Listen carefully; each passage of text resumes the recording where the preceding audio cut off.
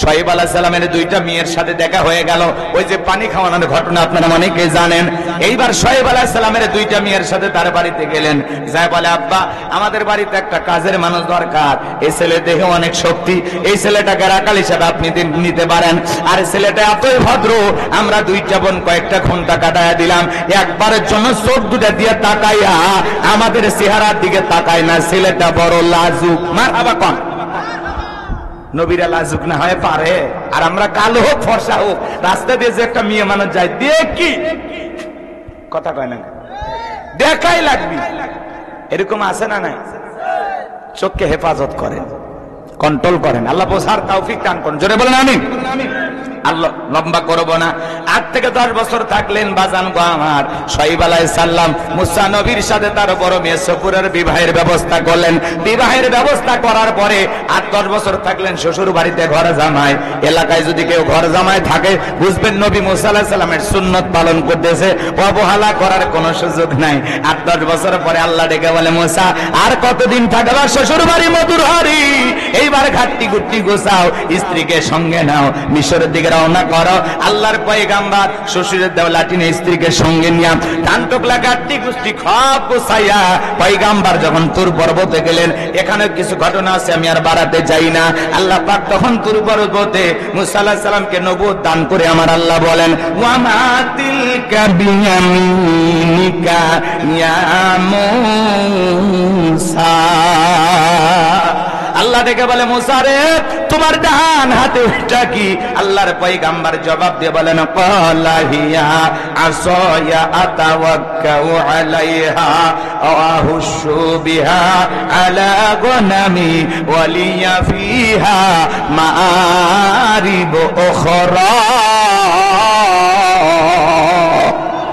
ডেকে বলেন আল্লাহ আমার হাতে এইটা লাঠি, এইটার উপর ভর দিয়ে চলি, ছাগলের জন্য পাতা বাড়ি ইত্যাদি ইত্যাদি অনেক অনেক কাজ করি। আল্লাহ ডেকে বলে মুসা রে প্রশ্ন করলাম একটা, জবাব দাও যে একটা কারণটি কি? মুসা নবী কথা বলে কার সাথে? আল্লাহর সাথে কথা বলতে মজা আছে না না? এ যুবক, একটা মেয়ে যদি ভুল করে রং নাম্বার মিস কল দেয় তুমি পাগল হয়ে যাও। মহিলার কণ্ঠ পাইলে 17টা সিম কার্ড পরিবর্তন করে হলেও মহিলাটাকে কল দাও। মেয়েটা ডেকে বলে ভাইয়া সরি, আমার ভাইকে কল দিতে গিয়ে আপনাকে কল দিয়ে ভুল করে ফেলেছি, আমাকে আপনি মাফ করে দেন। ডেকে বলে কেন নিভানো এখন জ্বালাইলি, এখন ভালোবাসা দিবি কিনা বল, করবি না কোনো সল। রাত 3:30টার দিকে এক মহিলা আমারে ফোন দিয়ে বলে হ্যালো তুমি কে সোহেল?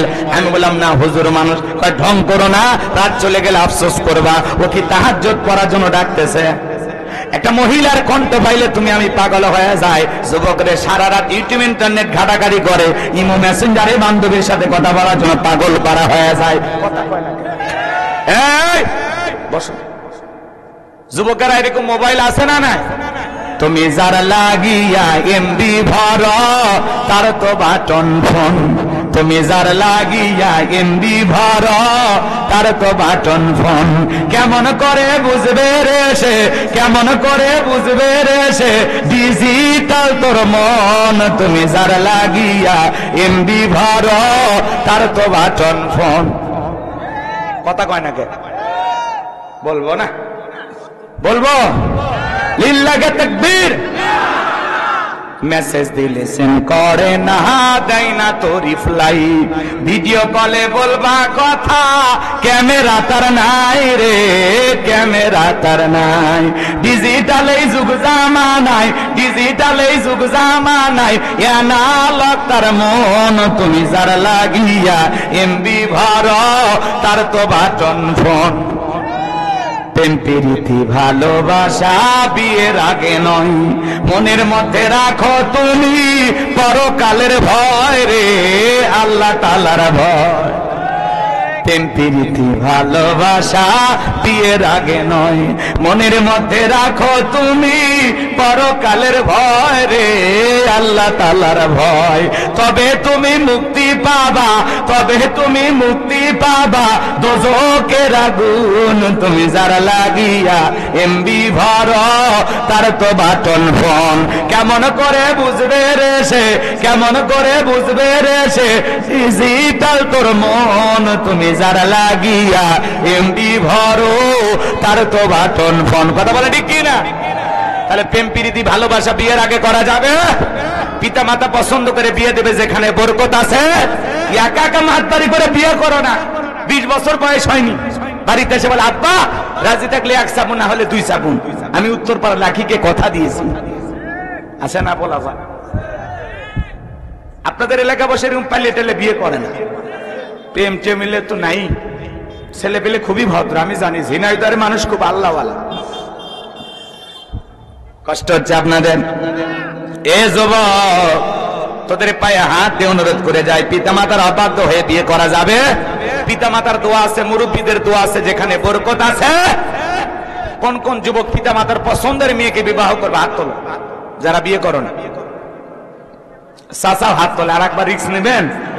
চাচি খালি যদি সামনে, আজকেই খবর আছে। আপনার মান বাজান সামনের দিকে যায়, লম্বা করবো না। আমার আল্লাহ ডেকে বলে মুসা রে, প্রশ্ন করলাম একটা, জবাব দাও যাবে একটা। কারণটা কি? এইবার আমার আল্লাহ জানিয়ে দিলেন মুসা নবীকে, ও পয়গম্বর কলা আলকিহা ইয়া মুসা। আমার আল্লাহ ডেকে বলে মুসা রে, তোমার হাতের লাঠিটা এবার নিক্ষেপ করো। ফাআলকাহা ফাইযা হিয়া হাইয়াতুন তাসআ। লাঠিটা নিক্ষেপ করা মাত্রই হয়ে গেল বিশাল বড় একটা সাপ। মুসা নবী বলে বাপ রে বাপ, এই যে জাতের সাপ আমার বংশ করে দিবে সাপ। এই কথা বলে পয়গম্বর জোরে লাফায়ার দৌড়াই ভয়ে ভয়ে। আমার আল্লাহ তখন থেকে বলেন কলা খুযহা ওয়ালা তাখাফ সানুঈদুহা সিরাতাহাল উলা। আমার আল্লাহ ডেকে বলে পয়গম্বর ভয় পাওয়ার কোনো কারণ নাই, আমি আল্লাহ পাক লাঠিকে সাপ বানাইছি। আবার সাপের দিকে হাত বাড়াও, পূর্বের মতো লাঠি বানায়া দেব। পয়গম্বর ভয়ে ভয়ে ধরতে গেছে, সাপ আবার কি হয়ে গেল? লাঠি। এইটার নাম কি? মুজিজা। বলেন নাম কি? এরপরে আল্লাহ তাআলা বলেন ওয়াদহুম ইয়াদাকা ইলা জানাহিকা তাখরুজ বাইদা মিন গায়রি সুইন আয়াতান উখরা লিনুরিয়াকা মিন আয়াতিনাল কুবরা। আল্লাহ ডেকে বলে পয়গম্বর তোমার ডান হাতটা বগল নিচে ঢোকাও, ওখান থেকে বের করো। কোন দোষ ছাড়া ধবধবে উজ্জ্বল সাদা চমৎকার আলো ঝলমল করবে, জ্যোতিময় আলো ঝরাবে। এই যে কুদরতের 2টা নিদর্শন দান করলাম, 2টা মুজিজা দান করলাম, এইবার তোমার দায়িত্ব হলো ইযহাব ইলা ফিরআউনা ইন্নাহু তাগা। ফিরাউনের নিকট চলে যাও। ফিরাউন সীমা লঙ্ঘন করেছে, ওরা পাপের 16 কলা পূর্ণ হয়েছে। যা বলে ফিরাউন রে, তোর বানানো আইন দিয়ে আর মিশরে চলবে না, এখন থেকে মিশরে পরিচালনা হবে আল্লাহর আইন দিয়ে। বলেন আল্লাহু আকবার।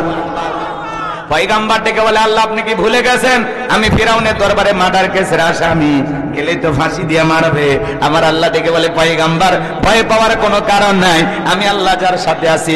কোন জালেম ফাঁসি দিয়ে মারতে পারবে না, আগুনে পড়ে মারতে পারবে না, পানিতে ডুবাইয়া মারতে পারবে না। হাজারো দিন রিমান্ডে নেওয়ার পরেও ওরা মুমিনের মুখের হাসি ইমানকে দুর্বল করতে পারবে না। কথা কয় না? বোঝেন কথার অ্যাঙ্গেল? বোঝেন? ভালো করে বোঝার চেষ্টা করবেন। পয়গম্বর ডেকে বলে আল্লাহ যেতেই হবে। আমার আল্লাহ বলে অবশ্যই যেতে হবে। এইবার নবী মুসা আলাইহিস সালাম আল্লাহর কাছে দোয়া করে বলেন قال رب اشرح لي صدري ويسر لي أمري واحلل عقدة من لساني يفقهوا قولي واجعل لي وزيرا من أهلي هارون أخي। আরেকটু জোরে বলেন আল্লাহু আকবার। ডেকে বলেন হে আমার রব, আমার বক্ষকে প্রশস্ত করে দাও, আমার কাজকে সহজ করে দাও, জিহ্বার জড়তা দূর করে দাও, যাতে সহজে জনগণ আমার কথা বুঝতে পারে। আর আমার পরিবারের মধ্য থেকে আমার ভাই হারুনকে আপনি নবুয়ত দান করেন। আমার আল্লাহ ডেকে বলেন নবী মুসা দোয়া মঞ্জুর, যাও, তোমার দোয়ার কারণে তোমার ভাই হারুনকে আমি আল্লাহ পাক নবী বানায়া দিলাম। এইবার আল্লাহর পয়গম্বর মুসা আলাইহিস সালাম তার ভাই হারুন আলাইহিস সালামকে সঙ্গে না ফিরাউনের দরবারে চলে গেল। যায় কি বলতেছে জানেন? আল্লাহ তাআলা জানিয়ে দিলেন ওয়াকালা মূসা ইয়া ফিরআউন ইন্নী রাসূলুম মির রাব্বিল আলামিন। মুসা আলাইহিস সালাম ডেকে বলেন, হে ফিরাউন, আমি বিশ্বের রবের পাঠানো একজন রাসূল, আল্লাহর ব্যাপারে সত্য ছাড়া মিথ্যা কিছু বলবো না। বিদায় বানি ইসরাইলদেরকে আমার সাথে মুক্ত করে যেতে দাও। এইবার ফিরাউন ডেকে বলে, ক্বালা ইন কুনতা জিতা বিআয়াতিন ফাতি বিহা ইন কুনতা মিনাস সাদিকিন। যদি তোমার দাবিতে তুমি যদি সত্যবাদী হও, তোমার কাছে যদি স্পষ্ট কোনো দলিল প্রমাণ থাকে, সেইটা আমাদের সামনে উপস্থাপন করো। যদি তুমি তোমার দাবিতে সত্যবাদী হও। ফিরাউনের মতো কাফেরের কাছে নবী বলে দাবি করে, ফিরাউন প্রমাণ দেখতে চায়, আর বিরাট বড় আল্লাহর ওলি দাবি করে আমরা কোনো প্রমাণ দেখি না। কথা কয় না? ফিরাউনের কাছে নবী দাবি করতেছে, বলে তোমার কাছে কি প্রমাণ?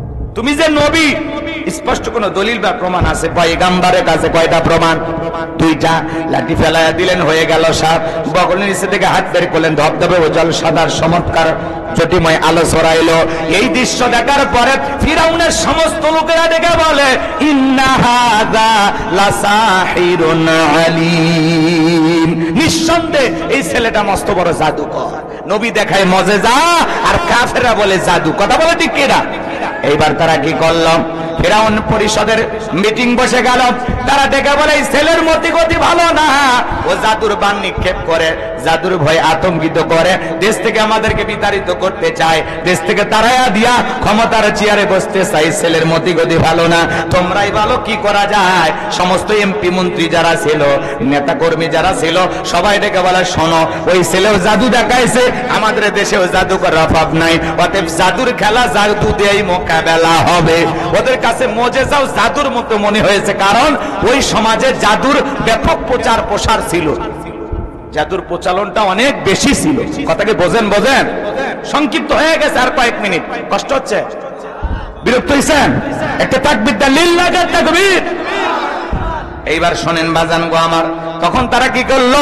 ইয়া তুবি কুল্লি সাহিরিন আলিম। শহর বন্দর থেকে তারা দক্ষ জাদুকর ফিরাউনের নিকট উপস্থিত করলো। সমস্ত জাদুকর ফিরাউনের নিকট উপস্থিত হওয়ার পরে ডেকে বলে, নেতা, আমরা যদি আপনার শত্রু মুসাকে পরাজিত করতে পারি, আমাদের পুরস্কারটা কি, বেনিফিটটা কি, লাভটা কি? খেলার মাঠে নামার আগে জানার দরকার আছে না নাই? পুরস্কার কি থাকছে জানার দরকার আছে না নাই? যে আমরা যে আপনার শত্রু মুসাকে পরাজিত করব, আপনি আমাদেরকে কি দেবেন? ফিরাউন তখন ঘোষণা করলো, ক্বালা নাআম ওয়া ইন্নাকুম লামিনাল মুকাররাবিন। ফিরাউন ডেকে বলে, তোমরা হবে আমার নিকটতম ব্যক্তি, এই দরবার হবে তোমাদের বসবাসের জায়গা, তোমরা সবাই আজ থেকে এই দরবারে বসবাস করবে, যাও মুসাকে পরাজিত করো। যারা রাস্তাঘাটে জাদুর খেলা দেখায়, এরা যদি রাজপ্রাসাদ পায়, আর কিছু লাগে? কোন নেতা যদি বলে তুমি আমার লোক, যা খুশি তাই করো, তাহলে নেতার কথায় রাতকে দিন করা যায়, নিরপরাধ মানুষকে ফাঁসিতে ঝুলানো যায়, ক্রস ফায়ার দেওয়া যায়। কথা বলেন ঠিক কিনা? যেহেতু তুমি কার লোক? নেতার লোক। আর নেতা বলেছে তুমি আমার লোক। ভালো করে বোঝেন।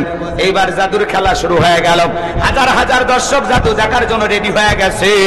সমস্ত জাদুকর ডেকে বলে, ও নবী মুসা, জাদুর বানাকে কে নিক্ষেপ করবে, আমি না তুমি? এ ভাই, সর্বোচ্চ 5-7 মিনিট হয়ে গেছে। শোনেন, কষ্ট দিন না, শেষ ভালো যার, সব ভালো তার। ঈদের পরে কষ্ট করে আপনারা বসেছেন, একটু মোনাজাত দেওয়ার সুযোগ দেবেন না?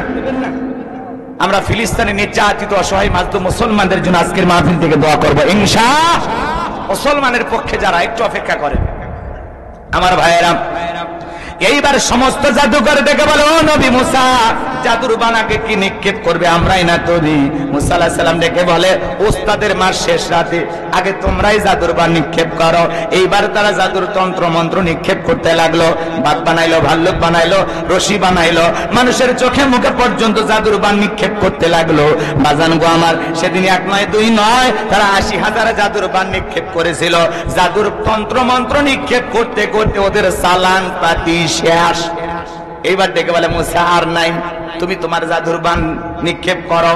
আমার আল্লাহ পাক বলেন, ওয়া আওহাইনা ইলা মুসা আন আলকি আসাকা ফাইযা হিয়া তালকাফু মা ইয়াফিকুন।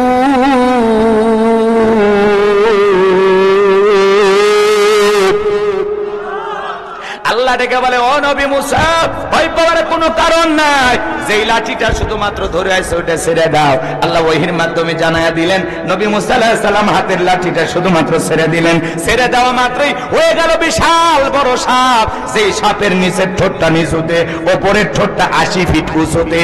এক নিঃশ্বাসে সমস্ত জাদুর বান খাওয়ার পরে ডেকে বলে ফিরাউন রে আরো কি জাদু আছে? এই দৃশ্য দেখার পরে ফিরাউনের পেছনের রাস্তা দিয়ে গরম হাওয়া বের হয়ে গেছে। আর দেখে বলে করলামটা গিরে, এক মুসা নবীর লাঠির কাছে সব জাদুর কেরামতি শেষ। সমস্ত জাদুকররা বুঝতে পেরেছে নবী মুসা আলাইহিস সালাম যেটা দেখালো ওইটা জাদু না, ওইটা জাদুর দাদু। মারহাবা খন। ডাক্তার ডাক্তার সেনে, হুজুর হুজুর সেনে, বক্তা বক্তা সেনে, কথা কয় না, নেতা নেতা সেনে, শিক্ষক শিক্ষক সেনে, স্বর্ণকার আর এক স্বর্ণকারকে সেনে, দালাল দালাল সেনে। যাই যে কাজের কাজই দেখেই বোঝে আমিও যা তুমিও তাই। বোঝেন নাই কথা? তো জাদুকররা বুঝতে পেরেছে নবী মুসা আলাইহিস সালাম যেটা দেখালো এটা যদি দুনিয়ার কোন জাদুর তন্ত্র মন্ত্র হতে পারে না। যে আল্লাহর কথা বলতেছে এটা নিঃসন্দেহে আল্লাহর কুদরতি শক্তি। বলুন আল্লাহু আকবার। জাদুকররা সত্যটা বুঝতে পেরেন, বাতিল শক্তি পরাজিত হয়ে সত্য যখন উন্মোচন হয়ে গেল তখন তারা কি করলো? ওয়াউলকিয়াস সাহারাতু সাজিদিন, সিজদায় মাথা নত করলো, ঘোষণা করলো ক্বালু আমান্না বিরাব্বিল আলামিন, আমরা ঈমান আনলাম বিশ্বের রবের প্রতি, রব্বি মূসা ওয়া হারুন, যিনি মূসা এবং হারুনের প্রতিপালক। বলেন আল্লাহু আকবার। সমস্ত জাদুকররা যখন ঈমান গ্রহণ করলো ফিরাউন তখন থেকে বলে আমার অনুমতি ছাড়া তোমরা ঈমান গ্রহণ করলা, সাহস তো কম না, হাত পা কেটে নেব, শুলিতে জড়াবো, বাজি দিয়ে মারাবো। নতুন ঈমানদার যারা কালেমা পড়ে এইমাত্র মুসলমান হয়ে গেল ওরা তখন থেকে বলে ফিরাউন রে তোর মতো জালেমের চামচামি করে মরার চাইতে ঈমান গ্রহণ করে মরাই ভালো। তোর মতো জালেমের পক্ষে থেকে মরবো কেন? হাত পা কেটে নেওয়ার ভয় দেখাস? মরতে যেহেতু হবে আল্লাহর গোলামি করে মরতে চাই, আল্লাহর পক্ষে থেকে মরতে চাই। বলেন আল্লাহু আকবার। লম্বা ইতিহাস, সংক্ষিপ্ত কথা, এটা হলো সেমিফাইনাল। এবার চলেন ফাইনাল খেলায় চলে যায়। দলে দলে মানুষ কালেমা পড়ে মুসলমান হতে লাগলো। ফিরাউনের রাগ আরো বেড়ে গেল। তখন পয়গম্বর মুসা এবং তার অনুসারীদেরকে তিন দিক দিয়ে আক্রমণ করলো। পয়গম্বর মুসা আলাইহিস সালাম তার উম্মতদেরকে নিয়ে দৌড়াইতে দৌড়াইতে দৌড়াইতে দরিয়ার নিকটতম স্থানে চলে গেছে, দরিয়ার নিকটবর্তী স্থানে। এরপরে উম্মতরা ডেকে বলে ও নবী মুসা, হয় আজকে ফিরাউনের সেনাবাহিনীর হাতে মরতে হবে আর না হলে এই দরিয়ার পানিতে ঝাঁপিয়ে মরতে হবে, তাছাড়া আর কোন রাস্তা আমরা তো দেখি না। মুসা আলাইহিস সালাম ডেকে বলে আমার উম্মতেরা ভয় পেও না, ঘাবড়াইও না, এখানে শুধু আমরাই নাই, আমাদের সাথে আরেকজন আছেন। তিনি কে? আরো জোরে বলেন তিনি কে? আল্লাহ তাআলা ডেকে বলে ও পয়গম্বর মুসা, এতদিন লাঠির কেরামতি দেখেছো, ওই একই লাঠি দিয়ে সমুদ্রের পানিতে আঘাত করো, আমি আল্লাহ পাক তোমাদের জন্য ভিআইপি রাস্তা বানায় দেব। বলেন সুবহানাল্লাহ। পয়গম্বর আঘাত করলেন, ভিআইপি রোড আল্লাহ তাআলা তৈরি করে দিলেন। এইবার আল্লাহ তাআলা সেই কথা সূরা ইউনূসের ভিতরে জানায় দিলেন। পয়গম্বর তার দল বল সহ মুসা আলাইহিস সালাম তার কওমের মানুষকে নিয়ে ওই বিশাল দরিয়ার সুন্দর ভিআইপি রাস্তা দিয়ে তার উম্মতদেরকে নিয়ে দরিয়ে পার হয়ে গেলেন। বলেন সুবহানাল্লাহ। আরেকটু জোরে বলেন সুবহানাল্লাহ। এইবার ফিরাউন তার সেনাবাহিনীদেরকে নিয়ে আসা দরিয়ার নিকটবর্তী ভিআইপি রাস্তা দেখে মনে হয় ওর বাপ বানায় গেছে। তখন বলতেছে এই রাস্তা দিয়ে ওরা পার হয়ে গেছে, সবাই ওঠো। এইবার ফিরাউন তার দল বল সেনাবাহিনী নিয়ে ওই ভিআইপি রাস্তায় যখন উঠেছে, একই রাস্তা ইমানদারদের জন্য নিরাপদ, জালেমদের জন্য গজব। কথা কয় না, বোঝেন তো? এইবার ফিরাউন তার সেনাবাহিনী নিয়ে যখন দরিয়ার মধ্যবর্তী স্থানে চলে গেছে, আল্লাহ তখন ডেকে বলে পানি তুই তোর খেলা দেখা। পানির ভিতরে উথাল পাতাল ঢের সৃষ্টি হয়ে গেল। বাজান গো আমার, সমস্ত ঢের ফিরাউনের জেলা চামুন্ডা যা ছিল, সেনাবাহিনী যা ছিল, পানি খাইয়া সুপে মরিয়া সব শেষ, একটাও বেঁচে নাই। শুধু একজন বেঁচে আছে, বড়টা, ওইটার নাম কি? কথা কয় না। ফিরাউন মরার আগে কি নাটক করতেছে জানেন? আল্লাহকে ডেকে বলতেছেন ক্বালা আমানতু আন্নাহু লা ইলাহা ইল্লাল্লাযী আমানাত বিহি বানু ইসরাঈলা ওয়া আনা মিনাল মুসলিমিন। ডেকে বলে আল্লাহ আমি ঈমান আনলাম তুমি ছাড়া কোনো মাবুদ নাই। বনি ইসরাইল যে আল্লাহর প্রতি ঈমান এনেছে, আমি এসে আল্লাহর প্রতি ঈমান আনলাম। ওয়া আনা মিনাল মুসলিমিন, আল্লাহ আমি মুসলমান হয়েছি, আত্মসমর্পণ করেছি। আর সুবাইও না, মরার আগে ফিরআউন মুসলমান হয়েছে। কথা কয় না কে? আল্লাহকে বলতেছে ওয়ানা মিনাল মুসলিমিন, আল্লাহ আমি মুসলমান হয়ে গেছি, আর সুবাইও না, আত্মসমর্পণ করেছি। আদু বাসনা আল্লাহ বলেন তো, ফিরআউন যদি ওই সময় মুসলমান হয়, আপনার আমার মুসলমান হয়ে দাম আছে? কথা কয় না ভাই, দাম আছে? আল্লাহ তখন কি জবাব দিয়েছিলেন বলেন? জানেন? আল্লাহ তাআলা বলতেছেন আল আনা ওয়াকাদ আসাইতা ক্বাবলু ওয়া কুনতা মিনাল মুফসিদিন।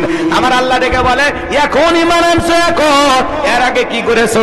ক্ষমতার দাপটে নাফরমানি করেছো, বিশৃঙ্খলা সৃষ্টি করেছো, ক্ষমতার দাম্ভিকতায় অহংকারে ঘরের বিবিকে পর্যন্ত হত্যা করেছো, বাড়ির দাসীকে গরম তেলে চোবাইয়া মারছো, আজকে নবী এবং তার উম্মতদেরকে মারার জন্য আক্রমণ করেছো, ক্ষমতার দাম্ভিকতায় ক্ষমতার চেয়ারে বসে 40 বছর শিক্ষা ব্যবস্থা বন্ধ করে রেখেছো, ঘরে ঘরে তোর চেহারার আকৃতিতে মূর্তি ঢোকায়া দিয়েছো। ফিরআউন রে, তোর পাপের 16 কালা পূর্ণ হয়ে গেছে, আজকে তোর জীবনের খেল খতম, আজকে তোর জীবনের ফাইনাল খেলা। তবে মরার আগে শোন, আমি আল্লাহ তোর ঈমান নিলাম না, তোর জানটাও ভিক্ষা দিলাম না। মরার আগে শুধু এতটুকু শুনে যা, আমি আল্লাহ পাক দুনিয়াবাসীর জন্য তোর লাশটা শিক্ষা হিসাবে রেখে দেব। কথা কয় না? যাতে দুনিয়ার জমিনে আর কেউ যেন ফিরআউন না হতে চায়, তোর ইতিহাস থেকে যেন তারা শিক্ষা গ্রহণ করে। সেদিন দরিয়ার পানিতে চুবায়া চুবায়া যেই ফিরআউনকে আল্লাহ তাআলা দুনিয়ার জমিন থেকে বিদায় করে দিয়েছিলেন, সে আল্লাহ আজও আছে না নাই? ফিরআউন এখনো মিশরের জাদুঘরে বাজান গো আমার সংরক্ষণ করে রাখা হয়েছে ফিরআউনের লাশটা। এটা তো ফিরআউন না, এটা হলো ফিরআউনের শুটকি। শুটকি বোঝেন না? কথা কয় না।